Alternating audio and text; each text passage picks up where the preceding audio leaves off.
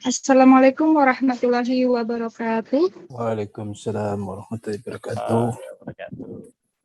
Selamat datang Pak Lukman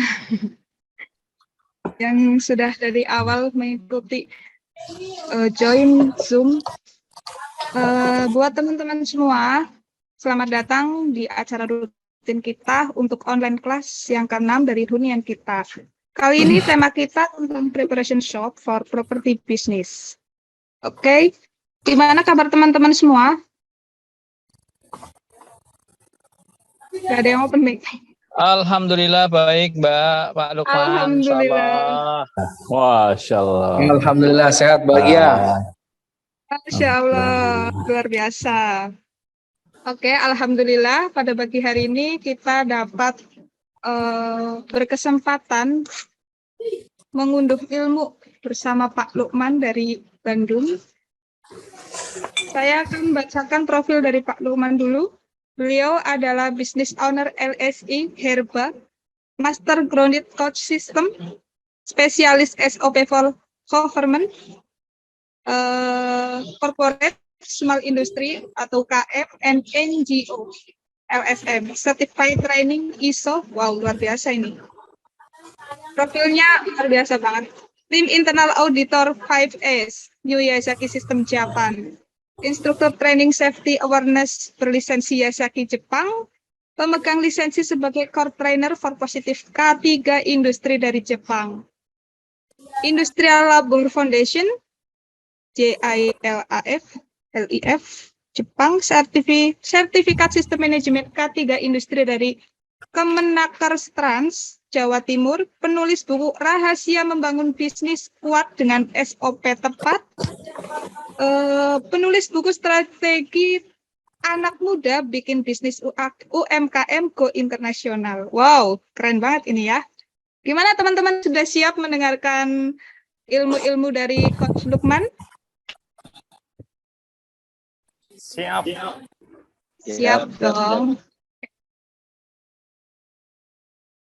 Oke, kita langsung mulai saja. Kepada Pak Lukman, SOP, saya persilahkan. Baik, terima kasih. Assalamualaikum warahmatullahi wabarakatuh. Waalaikumsalam warahmatullahi wabarakatuh. Bismillah, alhamdulillahirrahmanirrahim. Puji syukur kehadirat Allah SWT yang telah mempertemukan kita pada kesempatan pagi hari ini. Pagi yang cerah, luar biasa. Bisa bertemu muka, bertatap muka, bersilaturahim dengan teman-teman yang aktif di dunia marketing properti ya. Ini adalah merupakan kesempatan yang berbahagia bagi saya karena dunia marketing ini dunia yang sangat menarik di bisnis, karena tanpa marketing tidak ada penjualan, tanpa penjualan tidak ada cash, dan tanpa ada cash ya matilah bisnis. Salawat serta salam, marilah kita panjatkan keharibaan Baginda Muhammad SAW, Rasul akhir zaman, Nabi utusan terakhir, yang telah memberikan edukasi, menunjukkan jalan kepada kita dari masa kegelapan ke masa yang terang benderang. Gimana teman-teman, semuanya sudah siap nih? Hari ini kita siap, luar biasa. Sharing.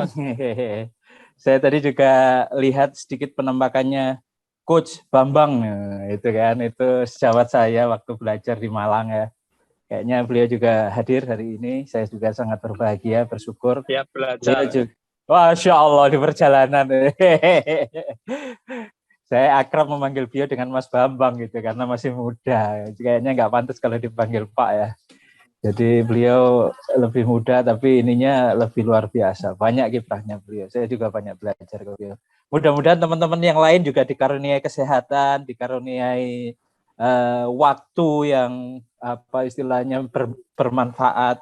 Jadi hari ini saya ingin memberikan apa istilahnya sharing tentang pengalaman saya. Nah, ini ya menarik ya. Jadi apa yang saya perbincangkan ini adalah apa yang saya amati, apa yang saya saksikan, apa yang saya rasakan, dan mudah-mudahan teman-teman yang hari ini hadir, yang hari ini membersamai proses pembelajaran ini, semuanya nanti akan diberikan pemahaman. Nah, itu yang penting. Insya Allah kita niatkan, kita luruskan dulu niat kita ya. Jadi karena niat ini penting, niatlah yang nanti akan menyempurnakan kefahaman kita, yang akan memberikan kekuatan untuk praktek gitu ya.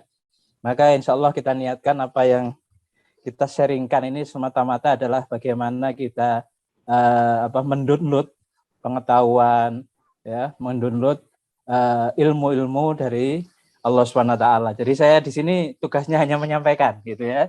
Insya Allah teman-teman semuanya nanti mohon menyediakan waktunya. Jadi saya berharap yang hadir bukan hanya fisiknya di sini ya, tapi semuanya, hati dan pikirannya. Jadi biar total gitu. Jangan sampai orangnya Zoom tapi pikirannya masih mikirin yang lain. Nah, itu yang nanti akan kurang hasilnya gitu ya. Maka pesan saya di awal itu enaknya pakai pantun gitu ya. Kepiting jepit gelas, pasang kuping biar jelas. Kepiting jepit terang, pasang kuping biar terang gitu ya. Itu jadi di awal ini kita harus sepakat bahwa acara kita ini kita bawakan dengan cara yang sersan. Apalagi hari ini kan akhir pekan ya, mungkin teman-teman sudah mulai siap-siap liburan, ada sebagian bahkan yang sudah liburan ya. Mas Bambang ini juga liburan kayaknya, berkendara ke luar kota kayaknya. Jadi teman-teman semuanya ini kayaknya siap-siap liburan, tapi mohon istilahnya kesediaannya untuk stay tune gitu ya, untuk betul-betul hadir, sehingga nantinya teman-teman akan mendapatkan kefahaman. Dan mudah-mudahan kefahaman ini kefahaman yang baru gitu ya. Mudah-mudahan apa yang saya sampaikan ini istilahnya sesuatu yang belum pernah Anda dengar sebelumnya, sehingga nanti apa yang saya sampaikan itu bisa dibawa pulang, bisa dibawa dibawa bekerja bersama tim. Nah, itu yang menarik ya. Karena sejatinya SOP ini, nah ini yang penting ya, kita udah mulai nih. Kita mulai sedikit tipis-tipis kupas sedikit-sedikit ya. Jadi sejatinya SOP ini adalah sebuah metode bagaimana supaya kerja kita lebih mudah. Nah, penting. Karena di luar sana banyak orang yang beranggapan bahwa SOP itu membuat ribet. Nah, gitu kan. Atau SOP itu membuat pekerjaan kita tambah sulit. Ada juga yang menganggap ngapain sih pakai SOP? Toh selama ini kita sudah bisa dapat duit dengan cara yang lama. Nah, itu biasanya kan alasan-alasannya teman-teman kenapa nggak melirik SOP. Bagi saya sebetulnya sistemasi berbasis SOP itu keniscayaan. Ya, keniscayaan. Karena kalau kita bekerja tanpa adanya sistem, ya kan, apalagi sistem yang berpemastian berbasis SOP ini, maka kerja kita ini akan banyak berhubungan dengan segala sesuatu yang sifatnya tidak pasti. Itu ya. Ini penting teman-teman. Jadi di awal ini saya ingin sampaikan kefahaman bahwa sistemasi itu penting. Ya, ini nanti yang akan kita kupas ya. Supaya teman-teman paham bahwa bekerja dengan sistem itu akan membantu tim. Ya, dan di materi saya ini saya juga sampaikan di awal supaya teman-teman istilahnya segera duduk dan betul-betul memperhatikan. Di dalam materi yang akan saya sampaikan ini nanti mengandung hal-hal yang sifatnya pemahaman, ya. Jadi kita itu nanti akan belajar supaya apa yang kita usahakan itu tidak bocor. Nah, itu kan. Bocor itu artinya hilang.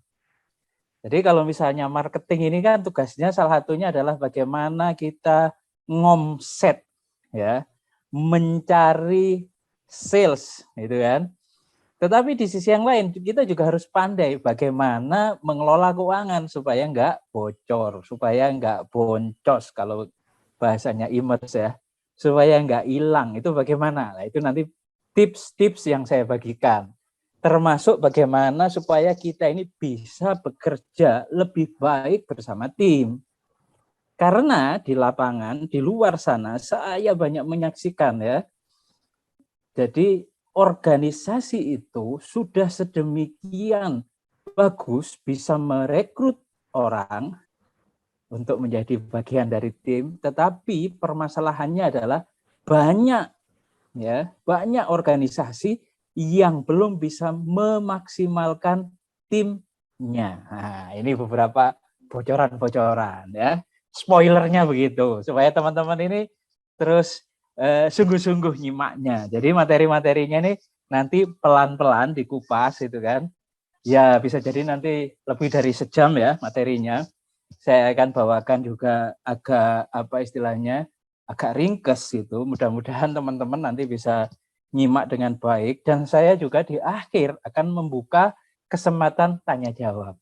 Nah, jadi teman-teman sekarang boleh menyiapkan alat tulis, ya kan? Menyiapkan kertasnya. Silahkan. Bila nanti di antara pembicaraan ini, di antara materi yang saya sharingkan, teman-teman ada hal-hal yang menjadi inspirasi baru, boleh ditulis. Ada hal-hal yang sifatnya tips-tips, boleh ditulis. Tetapi yang nggak kalah pentingnya, yang ingin saya sampaikan, kalau di antara materi-materi yang saya bagikan nanti menimbulkan pertanyaan, gitu ya, Anda ingin memperdalam, Anda ingin mengetahui detailnya, ya kan? Silahkan ditulis. Ya, di akhir sesi pada saat saya akan istilahnya menyediakan waktu untuk bertanya, lah silahkan raise hand. Kalau diberikan kesempatan moderator, silahkan sampaikan. Nah, begitu aturannya ya. Sekali lagi, materi yang saya sampaikan ini sifatnya atau cara penyampaiannya atau cara mengikutinya adalah share san. Nah, itu serius tapi santai aja gitu, nggak usah tegang. Jadi hari ini saya tidak sedang memberikan kuliah gitu kan, tidak ada ujiannya, ya kan. Tapi saya berharap meskipun suasananya informal, tidak di kelas, tetapi pembelajaran kali ini betul-betul bisa meresap, bisa mengena. Gitu ya. Insya Allah kita akan segera mulai ya. Saya yakin ini teman-teman sudah mulai pinisirin gitu ya. Mulai buka telinganya. Yang tadi matanya udah mulai redup-redup gitu karena ini udah hari Sabtu gitu kan. Wah, ini waktunya family time gitu kan. Biasanya gitu, sudah ada yang memilih libur atau besok juga libur. Lah itu makanya kadang-kadang sudah memposisikan fisiknya itu semi liburan. Nah, kadang gitu kan. Yang biasanya kalau jam segini di kantor lagi sibuk, lagi prospek gitu kan, lagi ketemu klien atau calon pembeli. Nah, hari ini kita di sini bincang-bincang santai, tapi mudah-mudahan berisi ya, gitu kan. Nah, itulah makanya pesan saya, silahkan yang tadi agak kriip-kriip masih ada gitu kan, matanya udah redup, boleh cuci muka, syukur-syukur kalau bisa wudhu, terus siapin camilan, siapin kopi. Saya kebetulan habis secangkir kopinya udah beres gitu ya. Kalau teman-teman belum, boleh gitu ya. Nah, nanti saya akan sampaikan. Baik, teman-teman. Kita akan segera start nih ya. Dan mudah-mudahan semuanya sudah stay tune, semuanya sudah 100% hadir ya. Fisiknya, hatinya, pikirannya sudah langsung mendengarkan apa yang nanti saya sampaikan. Gitu ya. Are you ready, teman-teman? Semuanya udah siap? Ready. Nah, Siap. itu bagus banget suaranya. Artinya teman-teman antusias lah, itulah. Jadi saya pernah mendapatkan tips. Jadi kalau kita mau belajar, satu harus happy, yang kedua harus antusias. Nah, biasanya kalau dua syarat itu sudah kita lakukan, biasanya otak kita, pikiran kita terbuka, dan biasanya insya Allah akan lebih mudah lagi untuk mendapatkan inspirasi, lebih mudah lagi mencerna apa-apa yang nanti kita bagikan. Baik, bismillahirrahmanirrahim, kita akan mulai. Jadi karena hari ini saya berhubungan dengan teman-teman properti, maka di awal tentu saya akan ngomong hal yang hubungannya dengan bangunan, dengan rumah gitu ya. Yang pertama, tiap orang itu ya, kalau mau memulai berbisnis, ya kan, kalau bisnis itu diibaratkan sebuah bangunan, maka segala sesuatunya tentu mereka akan mencari yang terbaik. Contohnya atap, maka kita cari yang termantap, atau kita akan setting rumah itu dengan atap yang paling mantap. Yang kedua, dindingnya tentu kita pengen yang terkuat. Yang ketiga, lantainya pengen yang terhebat. Tetapi faktanya teman-teman yang harus dipahami, sedikit orang yang membangun bisnisnya. Kebanyakan mereka hanya menjalankan bisnis. Ingat, membangun dan menjalankan beda, teman-teman. Ya, pertanyaannya, sudahkah bisnis kita kuat? Nah, coba teman-teman mulai merasakan bisnis yang selama ini kita jalani ini sudah kuat belum? Nah, kalau belum, kita akan simak penjelasan saya berikutnya. Kita lanjut lagi tentang tadi, bagaimana tentang bangunan yang tadi saya ceritakan. Jadi, kalau kita mau mendirikan sebuah rumah yang kokoh, tentu yang paling penting yang harus kita bangun terlebih dahulu adalah bangunan pondasinya yang kokoh dan anti roboh. Nah, ini penting. Ya, jadi jangan hanya mikirkan tentang atap, dinding, lantai, tapi lupa bahwa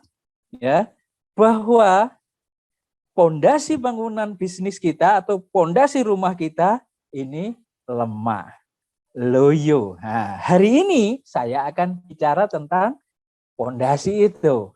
Ya, jadi jangan hanya mencari cuan, jangan hanya pandai ngomset, tapi kita akan tarik lagi ke belakang bagaimana kita install bangunan bisnis kita ini kokoh. Bangunan bisnis kita kuat. Itu. Nah, permasalahannya banyak pebisnis yang membesarkan bisnisnya dulu dibandingkan dengan menguatkannya. Pemahaman mereka, ya, pemahamannya teman-teman itu kebanyakan yang gede itu hebat, sedangkan yang kecil itu nggak keren. Ini pemahaman yang banyak berlaku di luar sana. Faktanya tanpa sistem yang kuat, yang gede itu merepotkan. Yang gede itu bisa bocor juga. Ingat teman-teman, bagaimana kita pernah nonton ya salah satu film yang fenomenal yang berkali-kali diputar di salah satu TV swasta nasional, saya masih ingat. Itu adalah tentang The Titanic.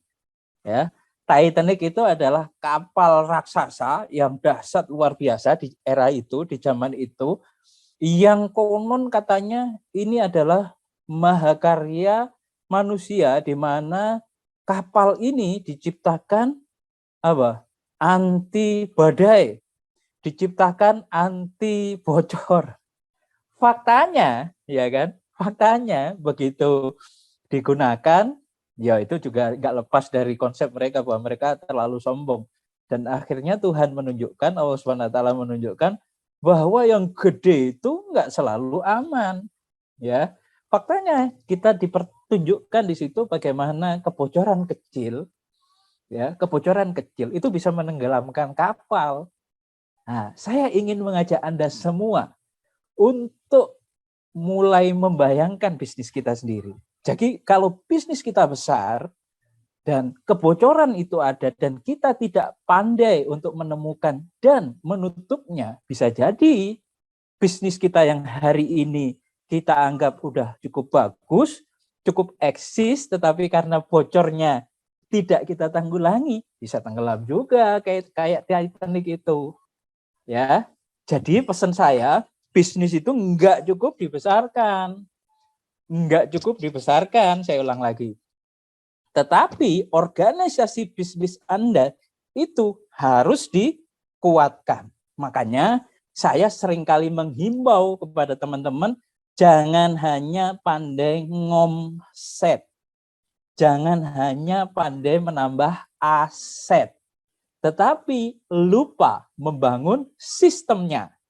Jadi kalau kita ini sudah mendapatkan aset, bisnis kita ini udah eksis, udah bisa mendapatkan cash flow, ya, dan biasanya menurut pengalaman saya, kira-kira setelah 2 tahun, itulah saat yang tepat teman-teman mulai memikirkan membangun sistemasi. Tanpa itu, sesuatu yang besar, sesuatu yang banyak cabangnya, tetapi tidak kuat sistemnya, itu nanti akan lebih banyak merepotkan,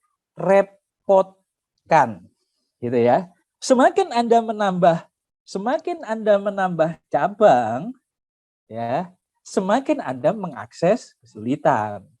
Ini yang saya temukan di beberapa perusahaan yang pernah saya dampingi. Ya, maka saya ingin berbagi hari ini kepada Anda, para pebisnis properti. Bagaimana Anda tidak salah memilih jalan. Maka pesan saya, sebelum kita melakukan scale up, kita mau membesarkan atau lebih jauh memperbanyak cabang, benahi dulu dan persiapkan dulu kondusivitas organisasi bisnis Anda ke level yang lebih layak. Kenapa? Itu kan pertanyaannya. Loh, kenapa Pak? Kenapa kok saya nggak boleh melakukan scale up dulu? Kenapa saya harus kuatkan dulu? Nah, ini yang menarik. Jadi saya perlu memberikan kabar kepada Anda bahwa sistemasi berbasis SOP tidak bisa serta-merta diinstal di setiap organisasi bisnis Anda.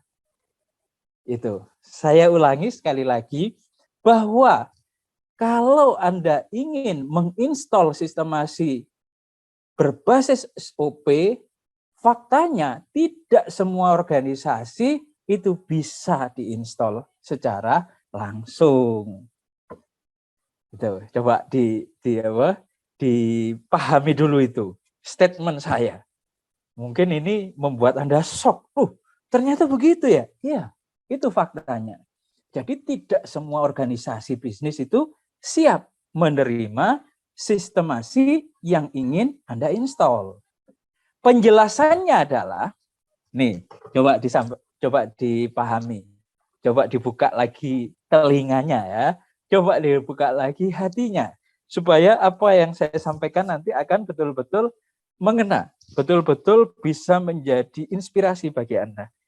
Sebelum kita menanam bibit padi, sebelum kita bercocok tanam di sebuah lahan, maka persiapkanlah dulu lahannya.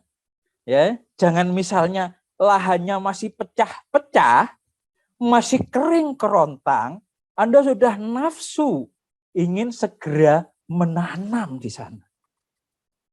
Ya kan? Jadi kalau itu Anda lakukan, ya tentu Anda akan kecewa. Udah capek, ya kan? Udah susah payah, udah keluar peluh, udah panas-panasan, udah kehujanan, faktanya lahannya belum siap. Itu teman-teman. Saya ingin cek dulu ombaknya, apakah semuanya nyimak, atau saya lagi ngomong sendiri ini. Gimana teman-teman? Apa yang saya sampaikan bisa diterima? Bisa. Bisa, Pak. Jadi kalau kita ingin menanam padi, ya, menanam padi di lahan yang subur, itu akan menghasilkan bulir padi yang berkualitas. Tetapi sebaliknya, kalau kita ingin menanam padi di tempat yang belum kondusif, yang belum siap, ya kadang-kadang kita harus menelan kekecewaan. Jadi kalau kita mau menanam padi di lahan yang subur, tentu kita akan mendapatkan padi yang berkualitas. Tapi sebaliknya, kalau lahannya seperti yang tadi saya sampaikan, kering, ya kan, pecah-pecah, ya kita akan hanya mendapatkan kekecewaan. Jadi itu adalah merupakan sebuah keniscayaan ya. Maka pagi ini saya ingin berbagi kepada Anda semua materi world class, ya kan? Materi ini saya dapatkan pada saat saya bekerja di salah sebuah perusahaan otomotif Jepang yang beroperasi di sebuah kota di Jawa Timur. Saya kebetulan 7,5 tahun di sana dan alhamdulillah saya mendapatkan banyak pengalaman, mendapatkan banyak ide-ide baru, dan hari ini insya Allah saya bagikan. Dan ini adalah merupakan formula yang ternyata juga bisa dipraktekkan di banyak organisasi, mulai organisasi bisnis, organisasi pemerintahan, sampai ke yayasan, sekolah maupun LSM ya, NGO. Jadi teman-teman nggak perlu takut bahwa materi yang saya sampaikan ini hanya sekedar teori misalnya. Tapi insya Allah sudah dibuktikan di perusahaan tempat saya dulu bekerja itu. Saya kebetulan alhamdulillah jadi karyawan ke-16 dari sekitar, pada saat saya keluar resign 2009 sekitar 2.500. Kalau hari ini karyawannya terus tumbuh sampai hampir 5.000 sampai 6.000 katanya gitu, dengan kapasitas ekspor setiap hari 25 kontainer. Nah, di perusahaan yang seperti itulah saya menempa diri, dan dari situlah saya banyak dapat inspirasi, ide-ide. Silahkan kalau misalnya dari panitia mau sampaikan slide-nya, sharing slide, boleh silahkan. Supaya teman-teman juga bisa nyimak itu ya, materi-materinya. Jadi boleh ditampilkan slide-nya di 5 prinsip SOP. Ini mungkin teman-teman yang baru pertama dengar gitu. Oh, ternyata SOP ada prinsipnya. Ya, ini adalah merupakan istilahnya materi-materi yang saya sarikan dari pengalaman-pengalaman di lapangan. Nah, ini coba teman-teman lebih lebih seksama nyimaknya, mudah-mudahan nanti ini akan menjadi inspirasi Anda. Yang pertama, jadi kalau kita ngomong soal prinsip dari SOP itu, yang pertama, mesin organisasi rapi, kekacauan tereliminasi. Jadi kalau kita hari ini mendapati kekacauan di organisasi bisnis kita, contohnya gimana kekacauan itu? Contohnya gini, kita sudah merekrut karyawan, gitu ya, merekrut karyawan. Tetapi kenapa semua urusan naik semua ke atasan, contohnya gitu kan, atau ke Anda sebagai pimpinan. Itu yang disebut dengan kekacauan, tumpang tindih, ya kan, tumpang tindih. Jadi ada satu pekerjaan dikerjakan oleh 3 orang, 2 orang, atau bahkan ada satu pekerjaan yang tidak dipegang atau dihandle oleh seorang pun di antara Anda. Itu terjadi yang disebut dengan kekacauan. Ya, mesin organisasi rapi, kekacauan bisa tereliminasi. Ini saya bacakan dulu 5 prinsip ya. Yang kedua, hanya yang tertata yang bisa dikelola. Jadi jangan sampai nanti Anda punya ide kondisi Anda hari ini, nah itu udah muncul tuh di ini ya, di slide tuh. Jadi jangan sampai Anda punya pikiran bahwa organisasi Anda ini sudah siap, belum tentu. Kenapa? Karena hanya yang tertata yang bisa dikelola. Jadi jangan sampai nantinya di organisasi bisnis Anda itu masih acak adut. Nah, gitu kan. Contohnya gini, yang disebut dengan acak adut itu. Contohnya setiap operator, setiap karyawan misalnya gitu. Mereka pada saat mau bekerja, mereka ini kesulitan mencari alat bantu kerjanya atau toolnya atau mesinnya, ya, atau kunci-kunci yang berhubungan dengan pekerjaannya. Itu contoh. Jadi kalau kondisi itu masih terjadi, masih acak-acakan, belum terkelola, masih kotor, masih kumuh, tempat produksinya itu hampir sama dengan, mohon maaf, tempat sampah misalnya, karena saking kotornya, atau gudangnya itu betul-betul nggak terkelola sama sekali, gelap, ya kan? Habis itu semuanya serba semerawut, nggak ada namanya, nggak ada identitasnya, nggak ada alamat raknya, nggak ada, sehingga orang susah nyimpen, apalagi nyarinya lebih susah lagi. Nah, itu yang disebut dengan masih acak adut. Nah, suasana seperti itu tidak akan pernah bisa dibuatkan SOP-nya. Itu yang kedua. Yang ketiga, tetapkan ukuran untuk mendapatkan kepastian. Saya akan berbicara tentang kualitas, keterukuran. Itu penting. Standarisasi, itu penting. Makanya kenapa SOP itu kalimat atau kata pertamanya adalah standar. Ya, standar operating prosedur. Jadi prosedur yang digunakan untuk pelaksanaan operasional harian, tetapi terstandar. Nah itu. Jadi orang itu kebanyakan tidak ngerti apa itu standar. Makanya saya nanti akan bagikan bagaimana tips sederhana dari Toyota Production System, bagaimana mereka bisa menjadi jawara di dunia otomotif. Ya, Insya Allah sampai hari ini salah satu raksasa atau salah satu jawara otomotif itu adalah Toyota. Saya akan bagikan tipsnya bagaimana Toyota mengelola bisnisnya. Tetapi tentu dengan cara yang sederhana sehingga apa yang nanti saya sampaikan insya Allah sangat relevan bisa Anda terapkan. Jadi jangan sampai punya pikiran, waduh susah nih Pak, itu kan perusahaan udah lama, itu kan perusahaan yang sudah beroperasi di 5 benua. Iya betul. Tetapi faktanya Toyota itu memiliki ide-ide sederhana. Memiliki tata kelola yang sangat simpel dan itu justru yang menjadikan mereka unggul. Itu yang ketiga. Yang keempat, sumber daya terkendali siap memenangkan kompetisi. Ini kita akan bicara tentang mubadir. Ya, jadi kalau selama ini ilmu mubadir kita itu misalnya, ya kan? Misalnya atau kebanyakan itu tentang wudhu misalnya, hemat air, ya kan? Atau hemat pengeluaran setiap kita makan kita habiskan cuma sekedar itu misalnya. Maka nanti saya akan berikan ide inspirasi-inspirasi sekali lagi dari Toyota. Bagaimana mereka betul-betul paham bagaimana menggunakan sumber dayanya. Jadi jangan sampai apa yang sudah kita miliki itu banyak terbuang untuk perkara yang sia-sia. Nah, ini penting ya. Karena hari ini yang namanya harga itu Masya Allah, luar biasa kenaikannya. Ya, apalagi kalau teman-teman ikuti harga-harga bahan pokok di pasar. Apalagi juga bahan-bahan bangunan. Masya Allah, itu kenaikannya gila-gilaan. Itu puluhan persen, tidak lagi 1 digit, 2 digit hari ini yang saya lihat.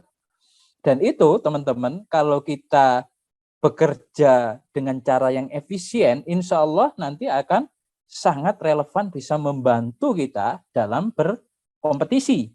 Ya, jadi kalau operasional biaya kita ini kita belanjakan dengan cara yang hemat, dengan cara yang efisien, insya Allah nanti kita akan mampu bahkan bisa memenangkan kompetisi.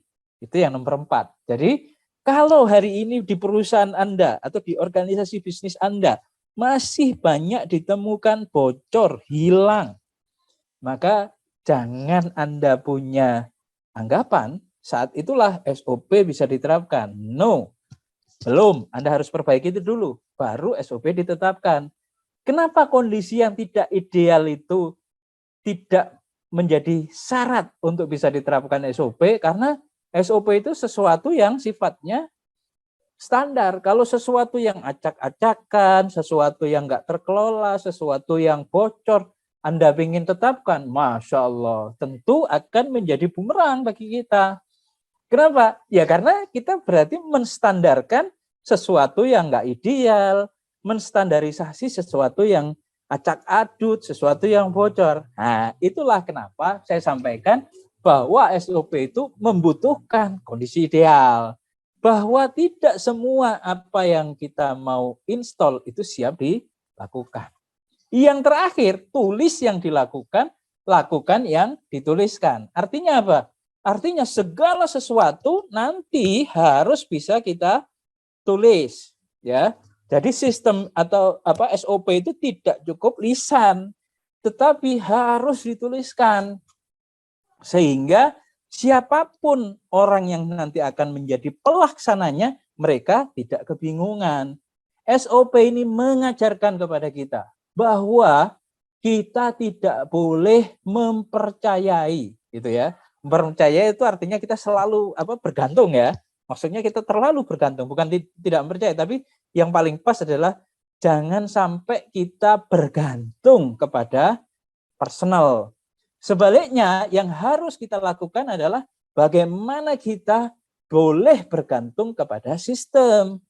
Sehingga siapapun orangnya pada saat dia membaca SOP, dia bisa melakukan. Kita tidak akan takut akan terjadi banyak turnover.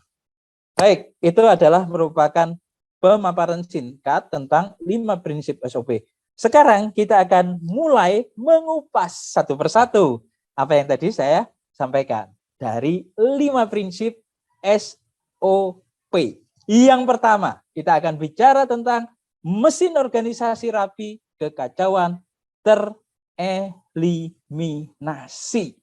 Bagaimana kita menghilangkan kekacauan dengan cara merapikan mesin organisasi kita. Yang pertama, nah, simak teman-teman. Yang pertama, tanam 4 as di pondasi bangunan organisasi Anda. Sengaja saya bikin clue 4 as supaya apa? Mudah diingat. Nah, ini coba teman-teman. Ya, kita ingat yang pertama, tanam 4 as. Ini untuk menghilangkan kekacauan organisasi. Tanam 4 as. Nah, keren kan? Yang pertama. Nah, coba simak teman-teman. Ini kayaknya nanti saya buka pertanyaan aja ya, biar saya nggak ngomong terus sendiri. Saya pikir ada sesi ini langsung tanya, nanti lanjut gitu, supaya nggak searah. Saya takutnya nanti ngantuk kalau terlalu lama, karena saya nggak bisa menatap Anda satu persatu, gitu ya. Nanti sampai di 2, nanti saya buka pertanyaan. Silakan teman-teman siapkan pertanyaan-pertanyaan terbaiknya. Yang pertama, visi misi Bernas. Nah, ini penting, ya. Jadi kalau ditanya apa itu Pak hubungannya sama as? Nah, itu yang terakhir itu ada Bernas, nah, asnya di belakang kan. Jadi di sini Anda di dalam organisasi bisnis harus mulai membuat visi misi yang bernas. Bernas tahu kan? Bernas itu artinya istilahnya berisi. Jadi ibaratnya padi, bulir padi, kalau dikatakan wow, bulir padinya bernas, itu artinya bulir padinya itu berisi. Ya, bukan yang kopong, bukan yang kosong, bukan yang zong, tapi berisi. Maka saya membagikan tips yang pertama, Anda harus bisa membuat. Ya. Berikutnya, Anda juga harus bisa menuliskan. Yang terakhir, Anda juga harus mempraktekkan visi misi ini. Gimana penjelasannya? Penjelasannya gini. Jadi setiap organisasi bisnis itu harus memiliki visi. Apa itu visi? Visi itu dream. Visi itu impian. Dan biasanya visi misi ini dibuat oleh para founding father. Jadi mereka yang pertama kali membuat, pertama kali mendirikan, pertama kali sebagai founder perusahaan itu. Ya. Jadi kalau Anda hari ini sudah memiliki organisasi bisnis, Anda harus mulai membuat visi misinya. Tetapi jangan asal dibuat. Gitu ya. Jadi yang saya maksud jangan asal dibuat di sini, ikuti penjelasan berikutnya. Jadi visi misi ini teman-teman, saya harapkan nanti setelah Anda miliki dituliskan. Ya. Setelah dituliskan, Anda harus sampaikan ke semua para pemangku kepentingan. Ini loh visinya, ini loh dream perusahaan kita. Makanya yang disebut dengan visi itu nggak cukup hanya mencari duit, nggak cukup hanya cari untung. Kita harus memiliki impian idealisme yang besar. Misalnya tentang value, tentang kebermanfaatan, apa yang ingin Anda perjuangkan. Ya kan? Ini sesuatu yang besar. Makanya presiden pertama kita itu menyampaikan, memberikan wasiat kepada kita. Gantungkanlah cita-citamu setinggi langit. Artinya apa? Artinya kalau kita mau mengerjakan segala sesuatu itu kita harus punya cita-cita yang besar. Tanpa itu ya kita nggak punya energi. Kerja kita ini akan menjadi kerja-kerja biasa. Dan kita nanti tidak akan pernah mencetak mahakarya yang luar biasa. Itu visi. Ya, jadi kita harus punya dream yang gede. Yang kedua adalah misi. Misi itu adalah bagaimana cara kita untuk mencapai misi, mencapai visi. Jadi cara untuk mencapai visi itu dituliskan di dalam misi. Nah, teman-teman, yang perlu Anda ingat, visi misi ini nggak cukup hanya disimpan di bawah bantal atau tidak cukup disimpan di laci, tapi visi misi itu seperti tadi saya sampaikan harus ditulis, disampaikan, dan berikutnya harus dijabarkan. Maksudnya gimana, Pak? Anda harus lakukan dalam apa? Dalam bentuk activity plan, rencana kerja. Ya, maka tugas board of director ya atau dewan direksi adalah membuat policy, membuat kebijakan-kebijakan terkait visi misi yang telah dituliskan. Jadi, kenapa bisnis perlu visi? Supaya Anda itu memiliki value yang ingin diperjuangkan. Berikutnya adalah kita ini fokus. Kita ini harus serius, kita ini ingin mencapai pulau harapan itu. Nah, itu seperti itu. Ya, jadi yang seringkali dilupakan visi misi ada dituliskan, dipraktekkan. Enggak. Nah, itu yang kurang. Makanya saya memberikan inspirasi kepada Anda ini. Dan ini penting, teman-teman. Faktanya, ya kan? Faktanya, perusahaan yang memiliki visi itu adalah perusahaan yang dituliskan ya, bukan hanya sekedar dimiliki. Yang dituliskan, yang disampaikan ke semua pemangku perusahaan itu, dan yang berikutnya adalah dipraktekkan, itu mereka adalah perusahaan-perusahaan yang nanti akan siap bertarung karena dia sudah tahu impiannya apa, terus berikutnya dituliskan di dalam activity plan, rencana kerja. Jadi setiap hari atau setiap bulan teman-teman harus memiliki rencana, karena tanpa memiliki rencana, tanpa membuat rencana, bagi siapapun, kata Presiden Amerika ya, Thomas Jefferson pernah ngomong, gagal merencanakan sama dengan merencanakan kegagalan. Dan itu faktual, banyak saya temukan di lapangan. Perusahaan yang tidak memiliki visi misi dan tidak dituliskan dan tidak dibuatkan perencanaan untuk mencapai tujuannya melalui visi misi itu, ya nggak kemana-mana. Itu makanya visi misi bernas ini penting banget. Jadi supaya teman-teman juga nggak gampang tergoda. Jangan nanti tetangganya sukses jualan Milo, ya kan? Jualan es kepal Milo misalnya, ikut. Ada yang jualan jangkrik, padahal ini sudah kompeten di dunia di dunia properti. Tiba-tiba tergoda, ada jualan akik, ikut akik. Ada jualan es kepal Milo, ikut jualan es kepal Milo. Gara-garanya nggak punya visi misi. Saya tuntaskan yang berikutnya ya, hingga nanti kita akan buka tanya jawab setelah yang kedua ini. Yang berikutnya, nah ini coba teman-teman lihat, cantik bukan kalau organisasi kita punya ini?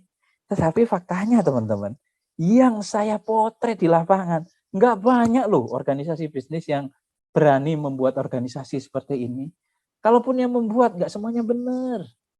Nah itu, ini. Yang kedua, saya akan sampaikan struktur organisasi jelas. Nah, as yang kedua adalah jelas. Tadi saya ngomong 4 as. Tadi kan bernas, yang ini jelas. Ya. Kenapa Pak? Kok saya atau organisasi kita butuh struktur organisasi dituliskannya jelas? Banyak banget manfaatnya. Sekali lagi, mohon maaf, hari ini saya ngomong fondasi. Ya. Jadi kalau Anda hari-hari berkecimpung di dunia properti tentu sangat familiar dengan istilah fondasi itu. Ya, hari ini saya ngomong sesuatu yang paling basic. Makanya termasuk hal yang seperti ini. Kelihatannya mungkin remeh-temeh, tapi percayalah dan yakinlah ini adalah bagian terpenting dari SOP. Tanpa ini, ya mohon maaf, Anda mau install SOP Anda sampai berapa tahun nanti pasti akan menghadapi banyak kendala. Gitu ya. Nah, silahkan nanti mulai dituliskan apa yang ingin Anda tanya. Nah, saya ingin kupas nih, struktur organisasi jelas. Teman-teman, pada saat Anda sudah memiliki orang-orang, itu ya harus dibuat struktur seperti yang nampak di hadapan teman-teman itu. Jadi siapa pemimpinnya? Siapa level manajernya? Siapa level supervisornya? Dan siapa saja yang menjadi orang-orang lapangannya, ya, pelaksana-pelaksananya. Nih, saya sampaikan beberapa fakta di lapangan yang berhasil saya temukan. 1, banyak orang-orang yang tidak berhasil membuat struktur organisasi seperti yang nampak di situ. Ya, maka saya sarankan kalau Anda sudah familiar dengan operasi Windows, maka di Windows itu harus ada Visio. Ya, pastikan pada saat Anda mau membuat struktur organisasi ini pakai Visio. Kenapa enggak cukup Excel, Pak? Wah, itu saya bagikan. Ya. Jadi permasalahan yang pertama, orang untuk membuat struktur itu kadang-kadang untuk menggambarkan yang selevel. Kalau kita tidak menggunakan aplikasi itu seringkali apa? Enggak imbang, ya. Harusnya level manager ya digambarkannya lurus.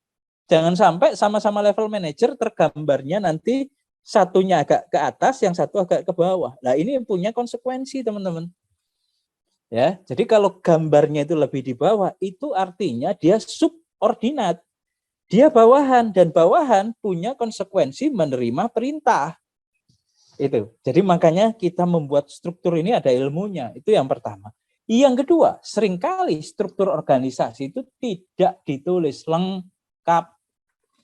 Jadi kalau kita menyebut struktur, maka kita harus bisa membuat sampai ke level bawah.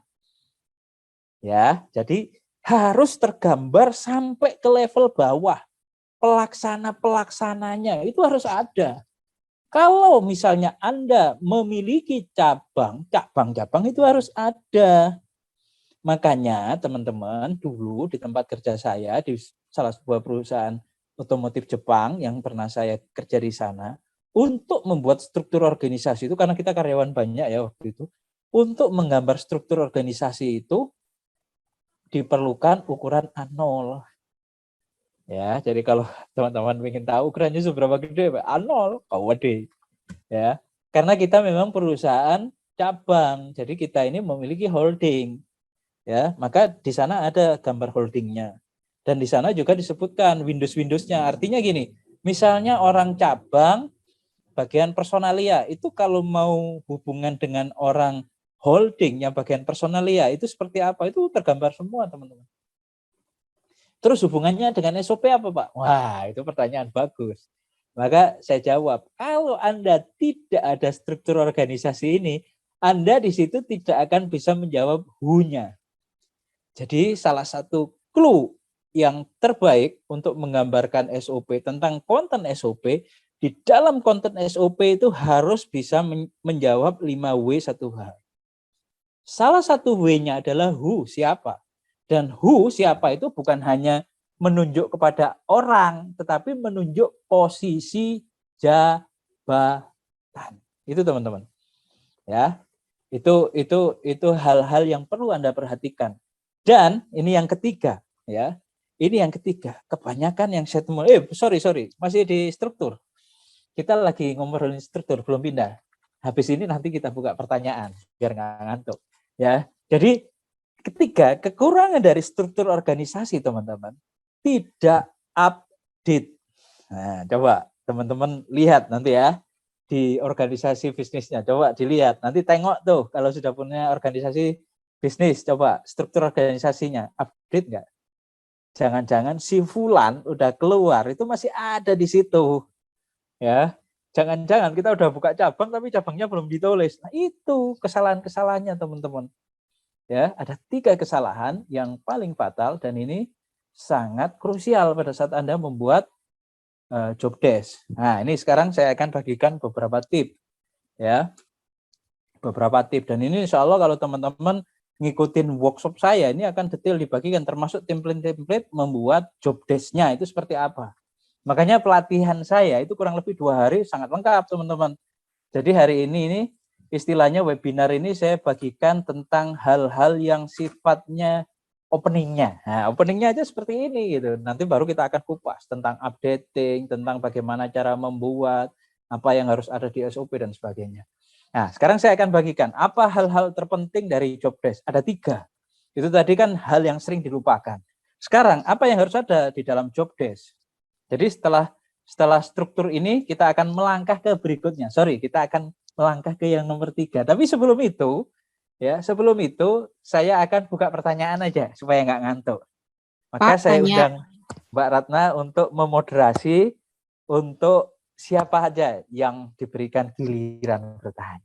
Silahkan. Waktu Pak. dan tempat saya berikan kepada moderator. Monggo Mbak, silakan. Oke, Memoderasi. siap. Terima Tanya, kasih. Mbak. Ada. Siap dengan siapa?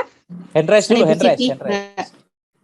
Oke, Ya, Mbak siapa namanya? Mbak Siti. Siti Nurhairiah, silakan. Mbak Siti Ya, Nurhoidiyah. Tanya, tadi kan Ya. sudah dijelaskan tentang 5W 1H, salah satunya Oke. Bu begitu. Tapi Oke. yang lainnya kok belum dijelaskan, udah ke yang lainnya. Mohon bisa dijelaskan. Oke. Ini 5W1H. Terima kasih ya Bu Siti atas pertanyaannya. Jadi memang ini belum sampai masuk ke proses pembuatan SOP. Tetapi nggak ada salahnya karena sudah ditanyakan sama Bu Siti gitu ya. Jadi Bu Siti tadi nanyakan apa aja itu 5W1H. Ini 5W1H yang sangat familiar. Yang pertama, W yang pertama itu who, siapa. Jadi di dalam SOP itu harus menerangkan siapa yang melakukan. Di dalam SOP ya, di dalam SOP ini coba perhatikan. Jadi teman-teman juga nanti bisa cek. SOP yang hari ini sudah ada di teman-teman, itu apakah menuliskan tentang jabatan ya, tentang profesi pekerjaan. Jadi bukan personal ya, bukan nama ininya, bukan nama orangnya, tapi jobnya apa, di bagian apa, itu yang pertama, who. Yang kedua, when, kapan. Artinya apa? Di dalam SOP itu menerangkan nggak tentang waktunya kapan itu dilakukan, tentang urut-urutan, itu harus menceritakan tentang kapan. H-1, J-2, misalnya kayak gitu. Itu artinya berhubungan dengan waktu. Misalnya persiapannya itu H-3. Lah itu harus ada di dalam SOP. Ini teman-teman, ini hal penting yang harus saya sampaikan di sini. Jadi kalau ada yang bertanya, Pak, apakah keterukuran SOP itu baik itu seperti apa idealnya, Pak? Ah, itu pertanyaan bagus. Jadi kalau teman-teman menanyakan itu, maka jawabannya saya sederhana begini. Jadi kalau Anda ingin tahu SOP Anda itu udah ideal atau belum, ya, SOP saya ideal enggak? Nah, maka jawaban saya gini, jika orang awam ya, orang awam itu orang yang enggak tahu sama sekali tentang proses prosedur di pekerjaan Anda. Jika orang awam bisa menjadi paham dengan sekali membaca SOP Anda, itu benar SOP Anda. Tetapi sebaliknya, kalau dengan membaca SOP ini mereka nanya, loh ini maksudnya, wah ini berarti belum ya. Nah, untuk menghindari itu, maka saya berikan clue. Salah satu clue-nya adalah di dalam SOP itu harus menjelaskan 5W1H. Salah satunya, tapi tentu akan ada beberapa ini lagi. Ini mau putus lagi nih. 10 menit lagi, nggak apa-apa. Saya lanjutkan. Insya Allah cukup nanti ya. Jadi, apa istilahnya 5W tadi udah ada who, ada when. Berikutnya where, tempatnya di mana? Tempat dilakukannya kegiatan itu. Ya, tempat dilakukannya kegiatan itu di mana? Tempatnya, TKP-nya. Berikutnya adalah saya tulis ini biar nggak lupa. Who, where, when, ya kan? Habis itu apa? Where dulu tadi. Ada yang tahu yang keempat apa? Who, siapa? Where, di mana? When, kapan? Apa lagi? Why. Why? Why itu tentang tata cara, urut-urutan. Ya kan? Nah, berarti nggak ngantuk tuh teman-teman, bisa jawab. Ya, jadi urut-urutannya. Jadi di dalam SOP harus ada urut-urutannya. Dan harus detail. Ingat, kunci ideal sebuah SOP adalah bagaimana merubah orang awam jadi paham tanpa perlu dijelaskan oleh pembuatnya. Itu ya. Berikutnya adalah why itu tentang urut-urutan. Berikutnya adalah apa lagi? Yang kelima. What? What? Apa? Apa ini? Apa? Dia menerangkan tentang apa? Ini tentang tata cara apa? Itu harus ada dijelaskan. Contoh. What itu contohnya misalnya tentang abon ikan. Ya. Maka di dalam abon ikan itu harus menceritakan apa sih abon ikan itu? Abon ikan adalah abon, ya kan, yang dibuat dari serpihan ikan, yang dikeringkan, yang dibumbui, dan itu harus ada seperti itu. Tapi tidak dinarasikan seperti itu. Tidak dinarasikan seperti yang tadi saya sampaikan, tetapi pada saat kita membaca kita tahu gambarannya. Oh, ini kegiatan yang berhubungan dengan proses, berhubungan dengan prosedur untuk membuat makanan seperti itu. Nah, itu yang disebut what. Jadi teman-teman sudah mulai kebayang kan?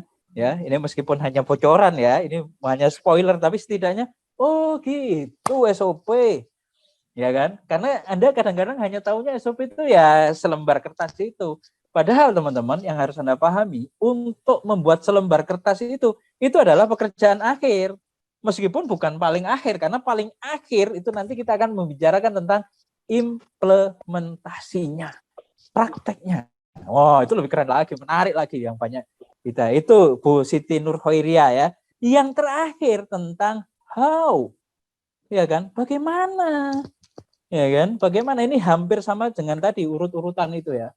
Hampir sama, tetapi lebih lengkap. Jadi how ini lebih lengkap. Mungkin itu yang bisa saya berikan. Ada pertanyaan lagi itu kayaknya yang berikutnya gerak sedekah. Ya, silakan dari gerakan sedekah Cilacap gerak sedekah. Diwakili siapa namanya? Boleh sebutkan. Saya Jaka Mentari, Pak Lukman, salam kenal. Apa? Jaka Mentari. Jaka, Mas Jaka. Jaka. Masya Allah, namanya keren. Ya, belum itu. Sip, keren. Silakan Mas Jaka. Luar biasa Apa yang dari hari ini. Kayaknya 1 jam kurang ini, Coach. Harus tambah lagi. Mohon maaf. Kita diberikan waktu cuma segini sama panitia, gitu Ya, ya. tadi saya menarik Silakan. terkait dengan visi dan misi yang bernas itu kan sebagai Ya, fondasi ya. Melangkah itu. Nah, apa sih indikasinya bahwa visi misi itu bisa dikatakan sebagai visi yang bernas? Karena banyak orang membuat misi itu dari kata-kata yang dirangkai seperti itu. Nah, indikasinya itu seperti apa bahwa visi misi itu berbobot, layak untuk perjuangkan seperti itu. Ya, sip. terima kasih. Pertanyaan keren Mas Jaka. Mudah-mudahan yang lain semuanya buka telinga juga ya. Jadi jangan hanya nanti Mas Jaka ini yang nyimak. Pertanyaan menarik. Jadi gini, ya. Jadi kebanyakan ini saya cerita di lapangan ya. Jadi saya nggak ngomong teori-teori. Kebanyakan teman-teman itu ngomong tentang visi itu idealis banget, ya. Idealis banget, bahasanya itu bombastis. Saya nggak apa istilahnya. Saya nggak melarang Anda bombastis, tapi itu tetap membumi nggak? Itu masalahnya. Artinya jangan sampai Anda membuat sebuah tulisan-tulisan yang idealis banget, sampai saya tanya gitu kan, atau ada orang yang nanya, ini maksudnya apa? Anda sendiri bingung. Loh, kok Anda nggak ngerti? Ya Pak, saya kopas. Itu nggak boleh. Jadi yang disebut dengan bernas, itu berbobot, itu betul-betul adalah impian, dream. Jadi jangan sampai Anda menggantungkan cita-cita itu cuma setinggi langit-langit. Harus setinggi langit, artinya idealis. Contohnya gini, kita ingin membangun bisnis yang berkah, bermanfaat. Nah, itu kan masih bisa ini kan. Berkah itu kan istilahnya bisa apa? Istilahnya mencukupi gitu kan. Bermanfaat, tahu kan? Bermanfaat, nilai dan sebagainya. Itu menurut saya keren. Tetapi jangan sampai menggunakan bahasa-bahasa yang terlalu bombastis sehingga pada saat ditanya balik, Anda bingung. Loh, saya nggak tahu, Pak. Ini dulu yang nggak. Nah, itu jangan. Yang bernas itu seperti itu. Artinya Anda betul-betul bisa mendefinisikan itu sebagai sebuah impian, tapi tetap bisa diimplementasikan gitu. Jadi jangan hanya tinggi banget sehingga Anda nggak menjejak ke bumi gitu. Itu tetap tinggi, tetapi masuk akal. Nah, itu yang dimaksud dengan bernas itu. Jadi kalau ingin mencari ide, ingin mencari benchmark ya, studi banding, Anda boleh searching gitu kan. Contoh misalnya, Anda belajar dari Telkomsel. Itu kan perusahaan yang hari ini cukup bisa menghidupi Telkom ya. Telkom itu kan perusahaan jadul tetapi sebetulnya mandul, gitu kan. Hari ini itu sebetulnya yang membuat hidup Telkom itu kan Telkomsel. Makanya Anda coba lihat Telkomsel bagaimana nih, ya kan? Ininya apa visinya. Nah, itu Anda bisa belajar dari situ. Dan coba lihat setiap tahun Telkomsel juga punya apa? Policy kebijakan-kebijakan. Tadi kan saya sampaikan bahwa visi, misi, policy, baru activity plan. Nah, itu level-levelnya gitu. Jadi kalau kita tahu bahwa visi itu adalah idealisme, misi cara menyampaikan, policy itu adalah langkah-langkah strategis yang diputuskan oleh director atau board of director menjadi sebuah tema-tema tahunan biasanya gitu. Policy-nya apa? Coba lihat di Telkomsel itu kan seringkali ditulis di name tag-nya ya, atau ditulis di apa papan-papan gedenya di baliho kah, atau mungkin di kantor-kantornya. Mereka punya tema-tema tahunan. Nah, itu disebut policy. Baru para manajer harus menjabarkan di dalam activity plan. Jadi yang disebut bernas itu ya berbobot. Berbobot itu bukan hanya ideal, tetapi bisa dipraktekkan, ya kan? Kalau ingin tahu yang ideal gimana, ya udah cobalah Anda searching seperti apa. Tadi salah satu contohnya yang saya ini kan, coba tengok bagaimana Telkomsel. Nah, seperti itulah. Mereka merumuskan visinya itu bisa menjadi inspirasi, menjadi penyemangat. Ya, semua orang untuk bergerak ke arah yang sama. Yang terjadi di lapangan, mohon maaf, ya, visi misinya dituliskannya arahnya ngalor, prakteknya semua gerakannya ke wetan atau ke kidul, ya nggak nyambung. Joko Sembung naik ojek nggak nyambung, Jack. Itu Mas Aka, mudah-mudahan bisa menjawab lah pertanyaan Anda. Ada cukup? Gimana moderator, cukup atau mau ditambah lagi pertanyaannya sebelum saya lanjutkan ke job desk yang nggak kalah menariknya? Satu lagi boleh? Silakan Ya. Mbak Siti Nur sekali Ada lagi. Ya, Oh, boleh. tadi kan Mbak Siti. di awal itu kan ada untuk men-scale up sebuah usaha itu paling tidak 2 tahun. Pertanyaan saya, angka 2 tahun itu maksudnya bagaimana ya? Kenapa kok harus 2? Pertanyaan menarik. Itu bukan syarat ya, itu temuan saya gitu ya. Jadi organisasi bisnis itu di awal tentu mereka akan sangat direpotkan dengan mencari cuan, ya, mencari ya apa istilahnya, mencari cash flow, bagaimana cash flow-nya aman, begitu Mbak Nur, Mbak Siti. Ya, jadi bagaimana supaya bisnis itu lancar itu tentu dengan menyelesaikan itu dulu, duit dulu gitu. Kan orang itu ini juga penting ya. Jadi jangan sampai nanti Anda salah paham. Bahwa SOP itu akan bisa dipraktekkan setelah organisasi itu jalan. Jangan dibalik kita jangan dibalik kita bikin SOP dulu baru dijalankan bisnisnya, itu salah. Jadi yang betul itu jalan dulu, nyari cuan dulu, baru bikin sistemnya. Paham ya? Ya gitu ya, Mbak Siti Nur Khairia. Ya, terpahami. Jadi 2 tahun itu kurang lebih, tapi bukan patokan itu istilahnya temuan saya. Kurang lebih 2 tahun itu ideal kita memulai. Jadi kita akan melakukan skill up, sebelum skill up fondasi dulu gitu. Jadi jangan dibalik. Jadi jangan nanti setelah 2 tahun Anda ingin segera buka cabang lah, itu akan puyeng. Tapi setelah 2 tahun, setelah urusan cash flow beres, nah itu saatnya Anda akan buat sistem dulu, baru buka banyak cabang gitu. Karena coba lihat perusahaan-perusahaan kelas dunia. Ya, saya sebut merek ya, meskipun saya nggak lagi endorse. Contohnya misalnya McD misalnya. Ini salah satu perusahaan level dunia yang menurut saya sangat luar biasa. Itu backbone-nya kan SOP. Makanya mereka itu sebelum expand ke banyak negara, bahkan mereka itu konon setiap minggu itu bisa mendirikan sampai 40 cabang. Itu ya karena SOP.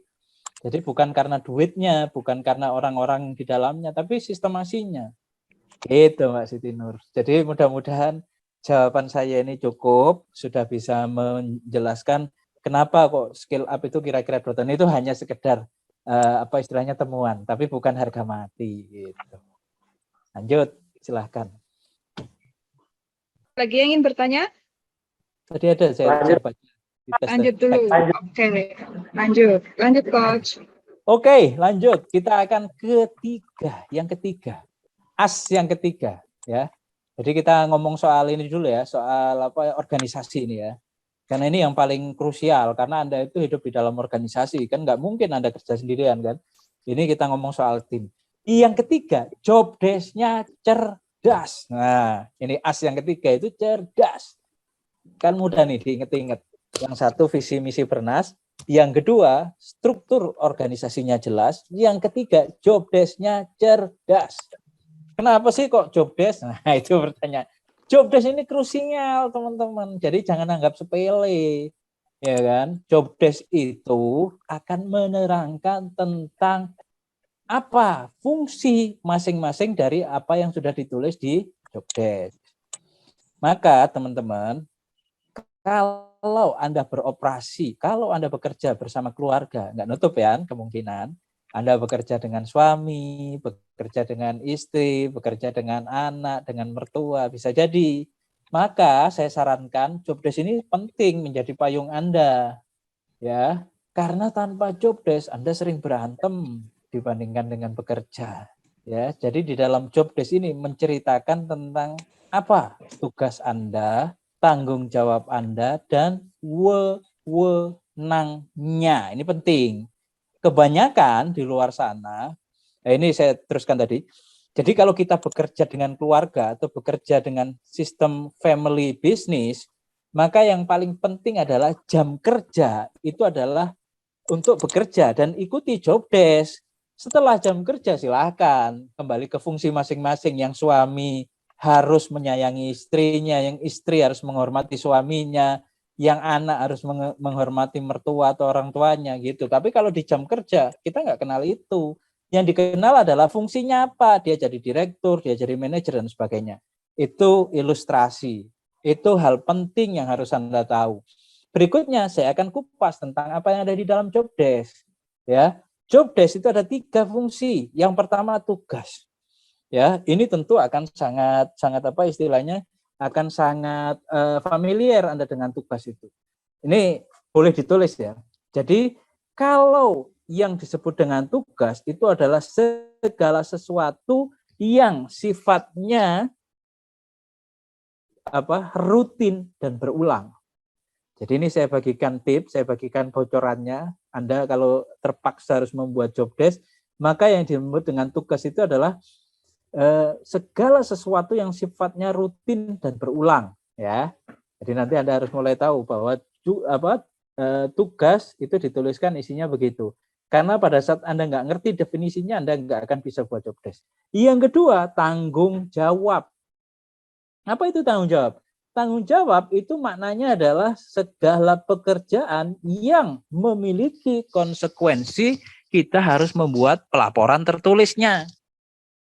Itu tanggung jawab. Yang ketiga, wewenang. Ini salah satu kunci daripada job desk. Dan saya yakin banyak dari Anda pada saat membuat job desk itu cuma 2. Yang satunya ketinggalan. Padahal yang ketinggalan ini yang sangat penting.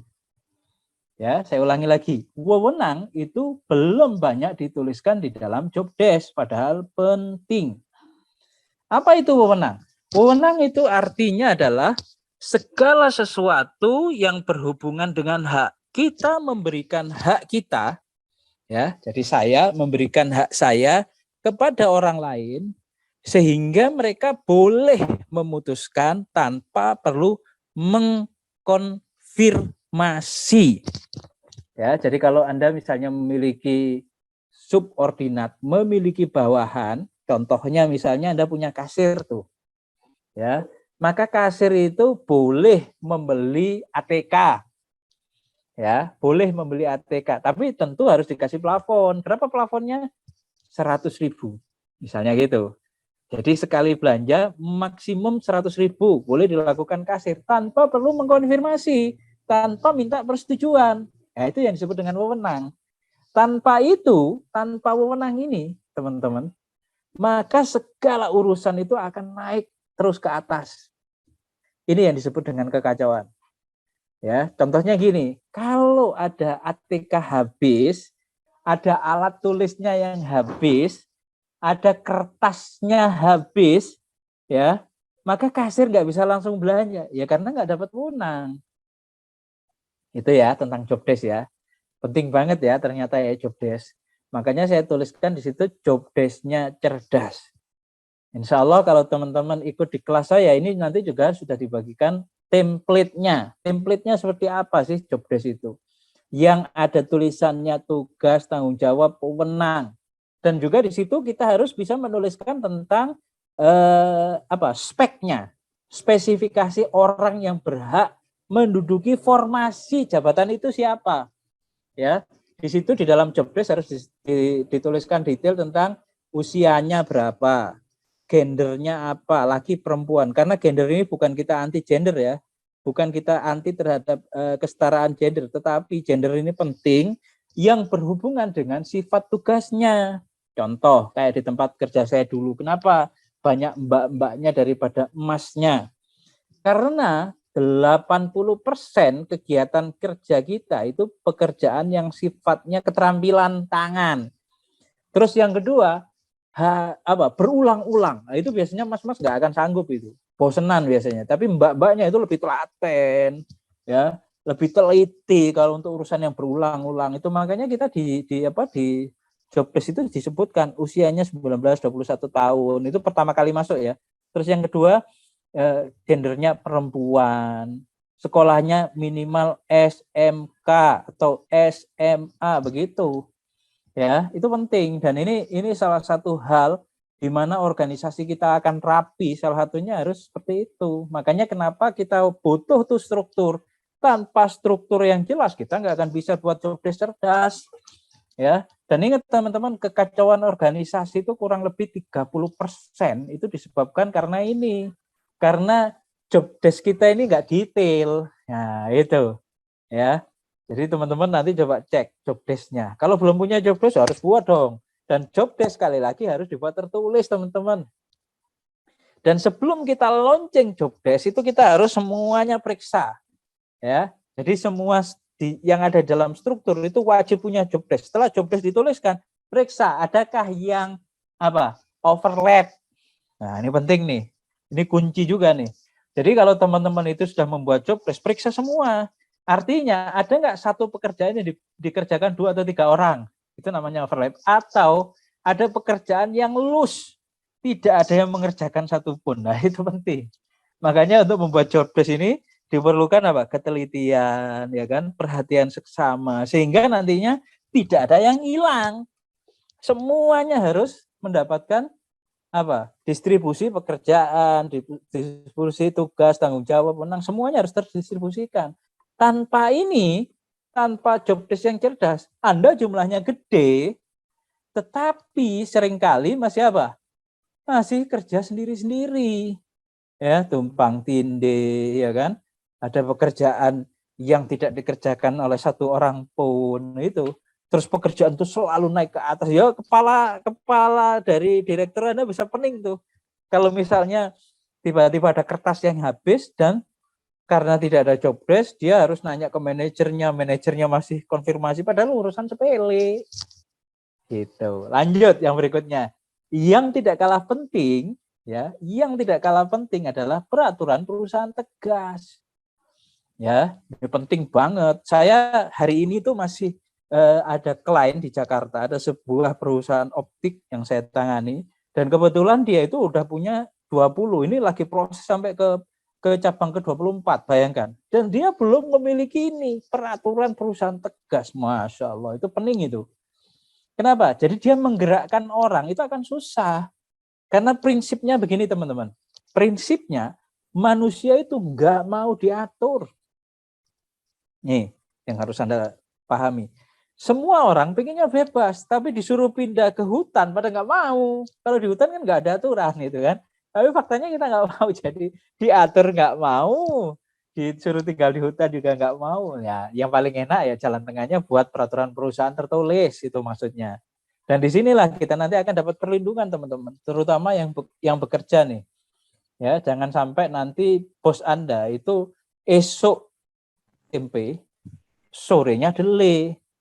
Paginya itu tempe, malamnya itu kedelai atau sorenya kedelai. Kenapa? Karena bos Anda akan menjadi aturan. Makanya segala sesuatu sebaiknya ditulis. Apa hubungannya sih peraturan perusahaan ini dibanding untuk SOP? Kontribusinya apa? Kontribusinya adalah tanpa ada peraturan yang memaksa, SOP itu nggak akan bisa diimplementasikan, teman-teman. Makanya Anda harus mulai membuat tata tertib lah. Kalau misalnya Anda belum setuju dengan istilah peraturan perusahaan, ada yang, waduh Pak, perusahaan saya ini masih kecil nih, masih 10 orang, udah bikin aja namanya tata tertib, tetapi tertulis. Ya, Jadi nanti levelnya adalah setelah ditulis itu disosialisasikan. Setiap orang yang ada di dalam organisasi itu harus mendapatkan penjelasan per pasal-pasalnya itu. Dan setiap orang itu harus dibagi. Nih, buku saku peraturan perusahaan nih, buku sakunya nih. Nah, seperti itu teman-teman. Kenapa? Supaya mereka nanti dalam melangkah tidak ada yang dilanggar. Makanya perlu rambu. Itu teman-teman. Oke, saya buka lagi pertanyaan biar nggak ngantuk. Silakan Mbak Ratna dibuka pertanyaannya. Oke, dari teman-teman ada yang ingin bertanya? Silakan. Biar nggak ngantuk. Kalau enggak saya lanjutkan. Pak, tanya Pak, yang Oke. Ya, tadi silakan. ada wewenang itu loh. Dengan siapa maaf, ini? Dengan siapa? saya dengan Bu Siti Pak. Oh, Bu Siti lagi? Masya Ya. Allah, diborong nih sama Bu Siti. Ya, boleh Bu Siti. Maaf, tadi itu kan yang wewenang itu bisa dikasih pengertian ulang lagi Pak. Maaf saya Oke, boleh. Mohon simak ya Bu. Ini saya jelaskan agak singkat karena agak pelan gitu karena Bu Sitinya tadi mungkin kecepatan sehingga belum nulis. Jadi yang disebut dengan wewenang itu berasal dari atau sama dengan istilah bahasa Inggris itu authority, otoritas. Apa itu otoritas? Otoritas itu adalah kita, misalnya saya nih, memberikan hak kepada orang lain, kepada bawahan saya, misalnya saya pimpinan nih, saya memberikan hak kepada orang lain, kepada bawahan saya, dan dia, bawahan saya, boleh memutuskan, boleh bertindak tanpa perlu tanya, tanpa perlu konfirmasi kepada saya. Ini ada yang nanya tuh, ya. Nanti silakan dibaca ya Mbak Ratna ya. Jadi si bawahan itu tidak perlu nanya, dia langsung bisa belanja, gitu Bu Siti. Jadi misalnya kertasnya habis, maka dia langsung bisa beli kertas tanpa perlu tanya bosnya. Contohnya gitu. Tapi harus dibatasi plafon budgetnya berapa? Maksimum 100.000. Gitu Bu Siti. Mudah-mudahan paham. Karena udah saya jelaskan dengan lebih pelan. Ya, paham Lanjut. Pak. Yang kedua Mbak Ratna, ada yang tadi Oke, tanya. ini ada pertanyaan Kirain, dari di chat. Siapa Untuk namanya? UM dari Mr. S. Siapa ini Mr. S? Oh, Mr. Superman. Mr. Superman nih, ikut pelatihan SLP. Sip, silakan Untuk Mr. Superman. UMKM yang masih memiliki tim kecil, apa perlu SOP juga? Kalau perlu SOP yang paling sederhana dan efektif seperti apa ya, Coach? Oke, pertanyaan Mr. Superman keren banget. Makasih Superman. Jadi saya bisa menjawab bahwa seperti yang tadi di awal saya sebutkan, bahwa SOP ini keniscayaan tanpa melihat ukuran. Gitu loh. Kenapa sih kok penting? Ya itu tadi, begitu Anda sudah mulai operasi agak lama, ini kita nggak ngomong ukuran ya. Jadi ukurannya misalnya cuma 10 orang, 5 orang, tetap perlu saya jawab. Kenapa? Karena niscaya kok. Jadi kalau kita nggak punya SOP, kan pening kepala. Kebayang nggak kalau misalnya segala sesuatu itu nggak tertulis, segala sesuatu nggak ada keterukurannya. Apa yang terjadi? Orang akan berjalan lambat, orang akan sering bertanya, orang sering ragu. Ya, kalau nggak ada SOP siapa yang jadi aturan? Biasanya bosnya. Dan bosnya cenderung itu tadi, paginya tempe, sorenya kedelai. Artinya apa? Itu berubah-ubah omongan, berubah-ubah aturan, kan pening itu. Gitu Superman. Jadi kalau misalnya kita nanya apakah perlu banget, ya kan? Supaya nggak ragu, semuanya itu terukur, semuanya jelas, semuanya istiqomah, katanya begitu kan? Jadi kalau kita di restoran, rasanya ini kayak Coach Bambang tuh punya banyak restoran. Jadi kayak Coach Bambang ini sangat butuh itu SOP. Kenapa? Karena kalau di restorannya nggak ada SOP yang keren, nggak ada yang jelas, rasanya itu naik turun. Kemarin rasanya enak banget, hari ini rasanya jadi setengah enak, setengah nggak enak, misalnya gitu. Ya, jadi mudah-mudahan sambil bercanda begini Anda bisa nangkep gitu ya maksud saya. Makanya perlu nih, jadi tanpa melihat ukuran. Jadi kalau kita udah beroperasi lama, ya kan, paling tidak 2 tahun, ya itu udah butuh karena kan kita udah selesai dengan cash flow, udah jalan lah cash flow-nya. Itu butuh Anda SOP. Gitu jawaban saya. Kita lanjut. Lanjut dulu. Atau waktunya masih berapa lama lagi? Sampai jam 11.55, Pak.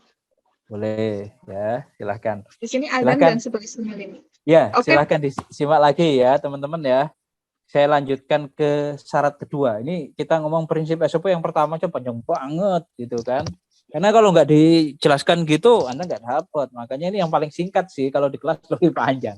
Banyak contoh-contoh yang saya berikan. Tapi mudah-mudahan sudah mencukupi lah hari ini dosisnya ya. Karena waktunya juga harus dibagi. Yang kedua, hanya yang tertata yang bisa dikelola. Gitu ya.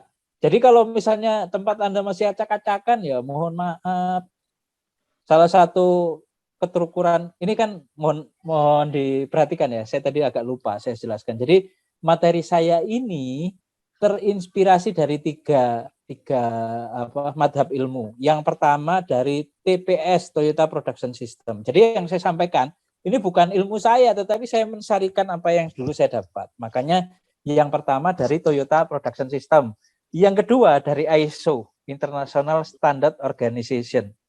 Ya, jadi kalau teman-teman tahu ISO itu hari ini saya nggak ngomong teorinya, tapi praktek-prakteknya ISO, gitu ya. Yang ketiga itu Kaizen. Kaizen itu salah satu madhab penting di dalam TPS, di dalam Toyota Production System, di mana falsafah Kaizen yang sangat saya senangi itu salah satunya adalah dia menyampaikan bahwa hari ini harus lebih baik dari kemarin dan besok harus lebih sempurna dari sekarang. Itu kira-kira perkataannya siapa itu? Gitu kan. Teman-teman familiar itu ya, bahwa Rasulullah pernah menyampaikan itu.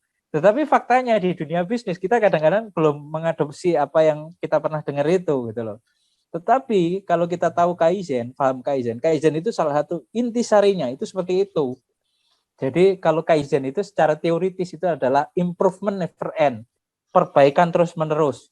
Jadi kayak bola ya, melingkar. Jadi setelah selesai terus nggak ada akhirnya sampai akhir zaman gitu.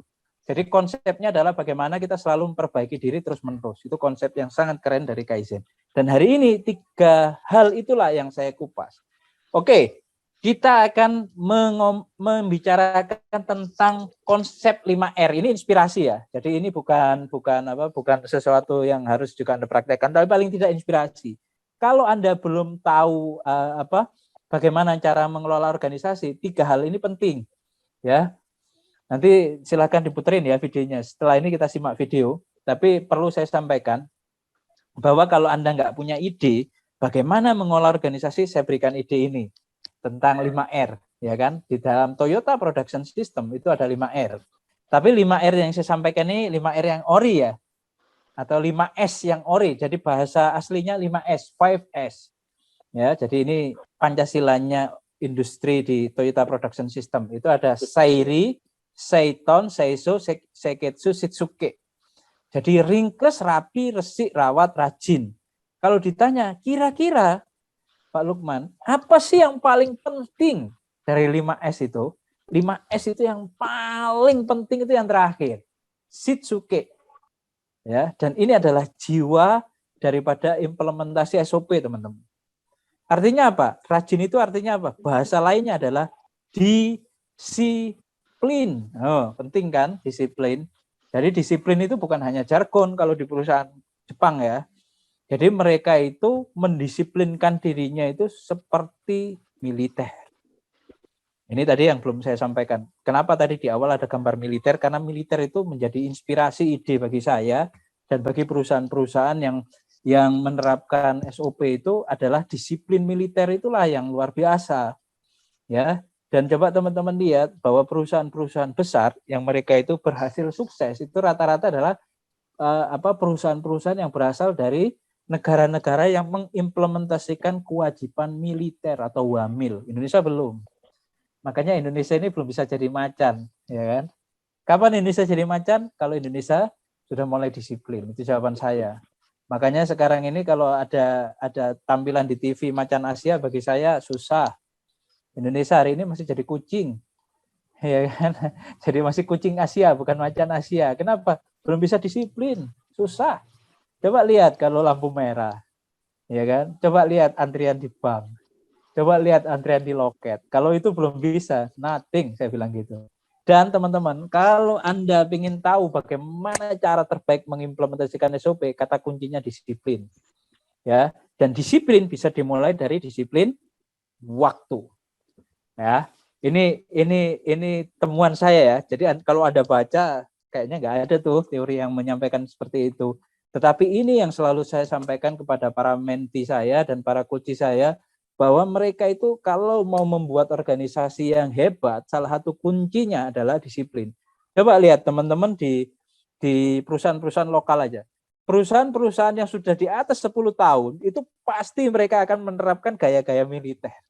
Maka setiap liburan panjang, ya kan, mereka ambil cuti, mereka tidak melayani pembeli, ya kan, mereka menempat diri, biasanya mereka akan apa? Belajar tentang disiplin militer. Dulu di tempat kerja saya juga begitu. Mbak-mbaknya itu pada saat mereka masa training, 4 bulan masa trainingnya, 3 bulan, probation time namanya, masa percobaan 3 bulan, menu wajib yang mereka harus habiskan adalah PBB. Ya, baris berbaris. Jadi 1 bulan penuh itu mereka setiap hari harus baris berbaris. Kenapa? Mereka belajar disiplin waktu, disiplin gerak, disiplin mengikuti perintah dan sebagainya. Itu tempat saya dulu gitu.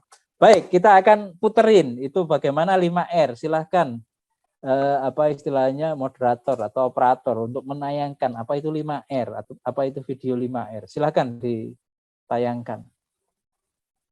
Bisa ditayangkan yang videonya, setelah ini kan ada video. Nah, teman-teman biar dapat idenya, dapat terinspirasi. Seperti apa itu 5R di tempat kerja. Nah, silahkan. Salam para pekerja, Anda tahu tidak kalau lingkungan tempat kerja dapat mempengaruhi perilaku para pekerjanya? Gimana bisa kerja dengan baik kalau tempat kerja Anda sudah mirip dengan tempat sampah? Untuk itu, kita perlu menerapkan 5R. Yang pertama, ringkas, sama dengan sisihkan. Ambil kardus bekas untuk menyisihkan barang yang tidak benar-benar diperlukan. Dokumen-dokumen atau koran-koran bekas, botol-botol minuman dan peralatan yang jarang digunakan harus segera disingkirkan dari tempat kerja Anda.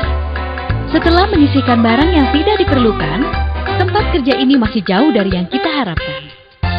Saatnya menerapkan R yang kedua, yaitu rapi, sama dengan kelompokkan dan simpan.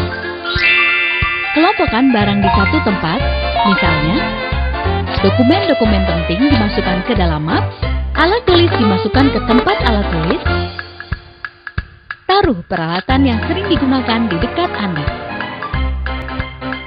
Simpan barang-barang yang jarang digunakan di dalam laci, lemari, atau gunakan dus bekas sebagai tempat penyimpanan.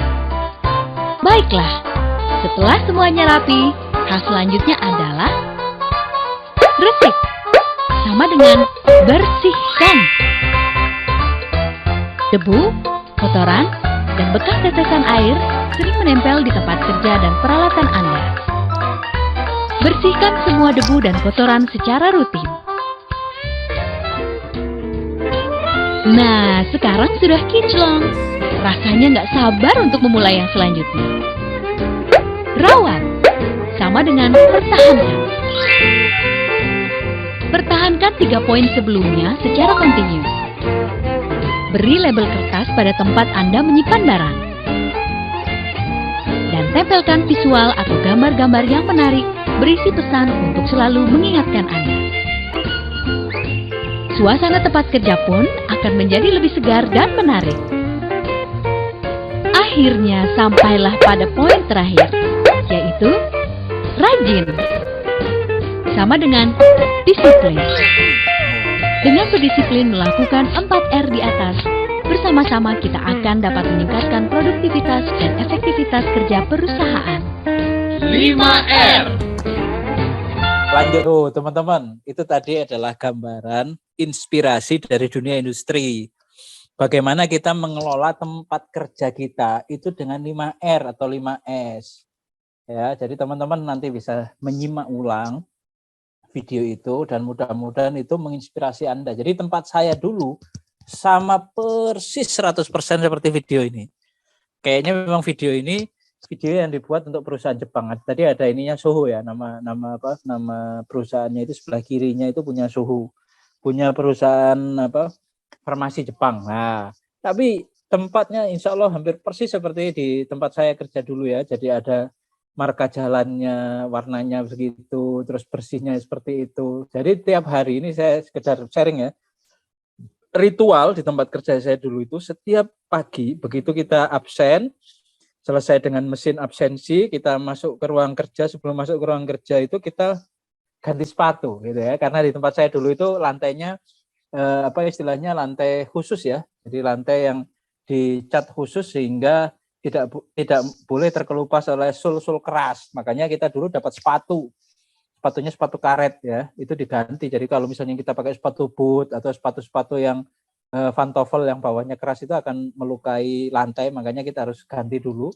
Setelah dari ruang locker, maka kita akan briefing dulu, teman-teman. Briefing, seperti tadi ada gambarnya. Setelah briefing, baru kita bersih-bersih. Jadi di tempat perusahaan Jepang itu nggak ada cleaning service, kecuali mereka akan bekerja di selasar, ya, jalan-jalan yang menghubungkan antar gedung lah, itu nggak ada tuannya, maka harus cleaning service.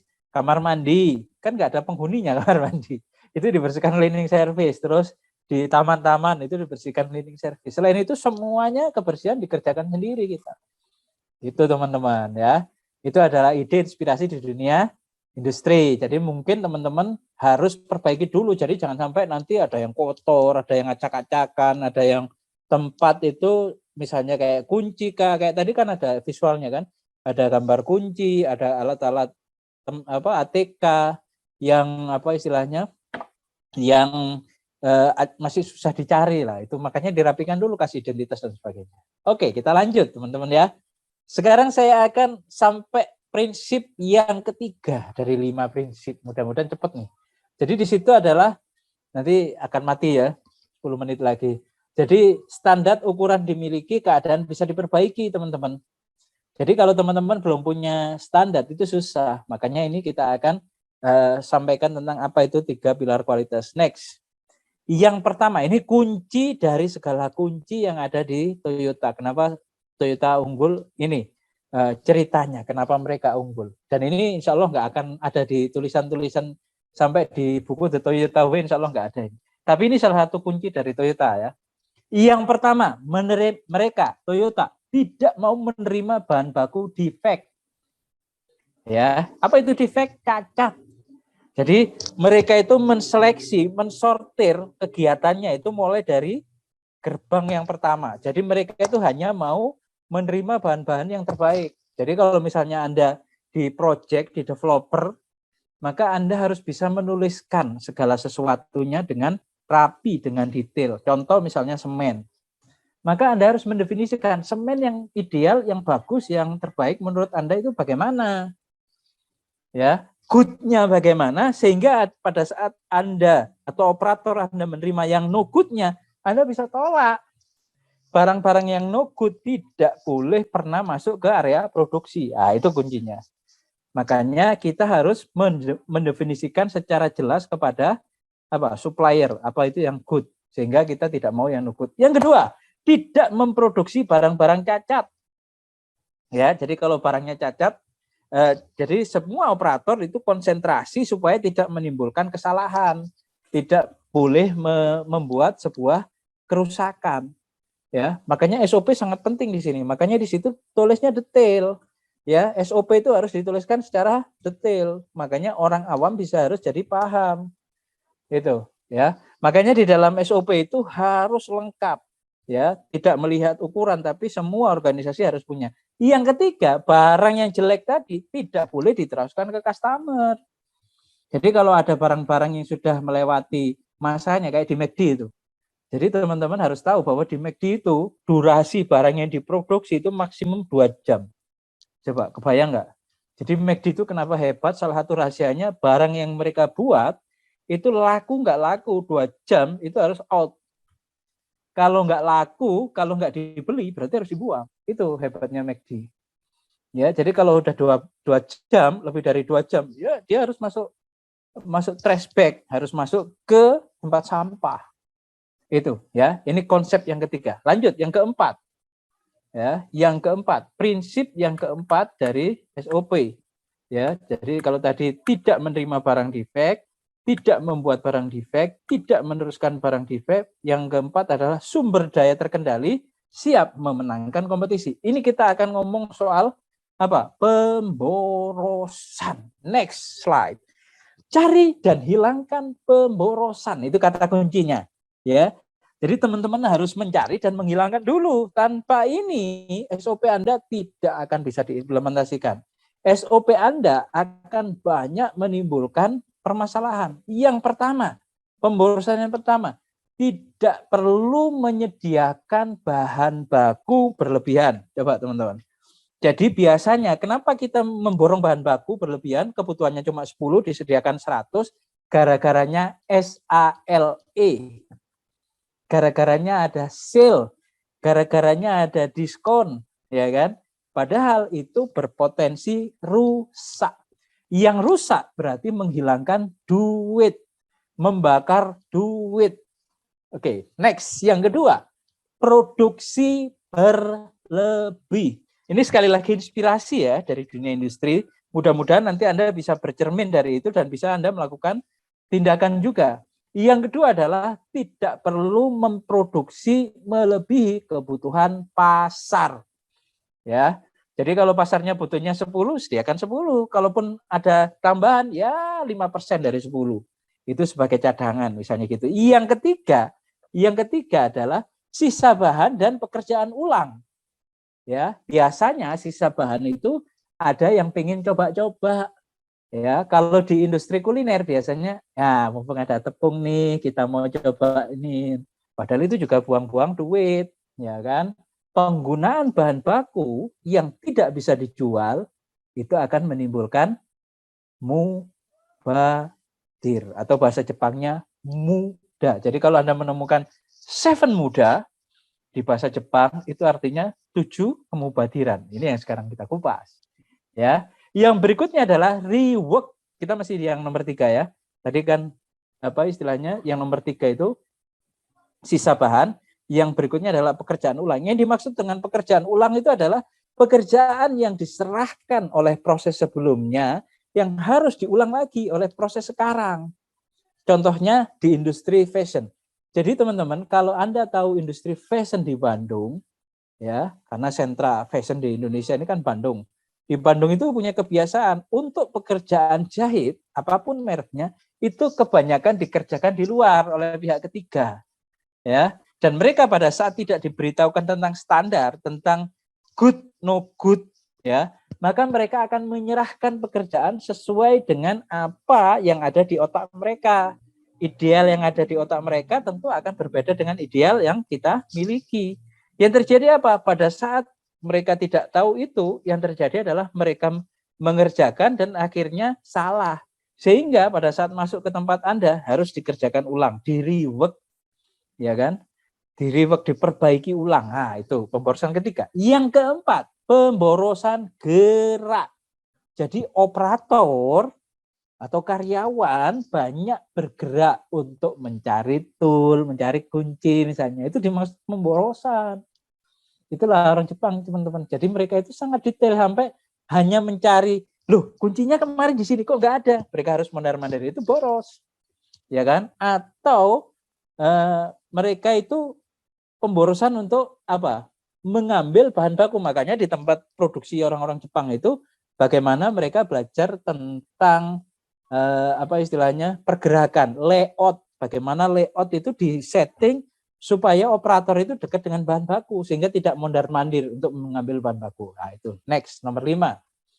Pengangkutan berlebih. Pengangkutan berlebih ini jika gudang itu ada gudang yang utama, ada gudang bayang. Loh, kok ada gudang bayang? Iya, yang dimaksud dengan gudang bayangan itu kalau kita menyimpan barang melebihi kebutuhan di tempat produksi ya. Kebutuhannya 10 kita kirim 100. Akhirnya apa? Ngendon kan di tempat produksi. Nah, itu yang disebut dengan pemborosan. Dan itu resikonya adalah hilang, resikonya rusak sebelum bisa dipergunakan. Next, nomor 6. Waktu tunggu. Waktu tunggu ini biasanya teman-teman karena ada perbedaan selisih di tempat di komputer dengan faktualnya di rak. Ya. Sehingga angkanya di komputernya 10, di raknya 0, akhirnya apa? Karyawan yang sudah datang, yang harusnya mengerjakan material itu, faktanya mereka tidak bisa mengerjakan. Kenapa? Karena ada selisih, ada deviasi. Jadi mereka harus dibayar, tetapi mereka nggak bisa menghasilkan barang yang bisa dijual. Itu yang disebut dengan waktu tunggu. Yang ketujuh, terakhir, proses berlebih. Proses berlebih itu ada ya kegiatan-kegiatan yang semestinya cukup dengan 4 langkah itu dikerjakan dengan 6 langkah. Nah, kok bisa Pak? Bisa. Ya. Dan ini kalau Anda melakukan Gemba, Anda melihat langsung ke lapangan, nanti Anda akan bisa mendapatkan ide. Oh, ini ternyata tidak perlu nih kegiatannya lah seperti itu. Ini inspirasi ide dari Toyota Production System, bagaimana pemborosan-pemborosan seperti ini yang harus Anda hilangkan dulu sebelum Anda menginstal SOP. Itu 4 prinsip. Oke, yang terakhir, lakukan apa yang Anda lakukan, tuliskan apa yang Anda lakukan apa Anda tuliskan. Ini adalah merupakan prinsip, salah satu prinsip yang saya kutip dari ISO. Ya, jadi ISO itu banyak mengajarkan kepada kita bahwa segala sesuatu itu harus ditulis. Tetapi tidak semua apa yang Anda lakukan itu bisa ditulis.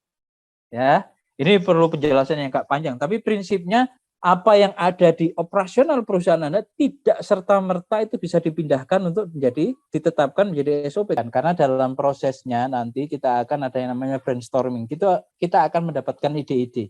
Hal-hal apa yang kita tambahkan, hal-hal apa yang kita kurangi, dan seterusnya.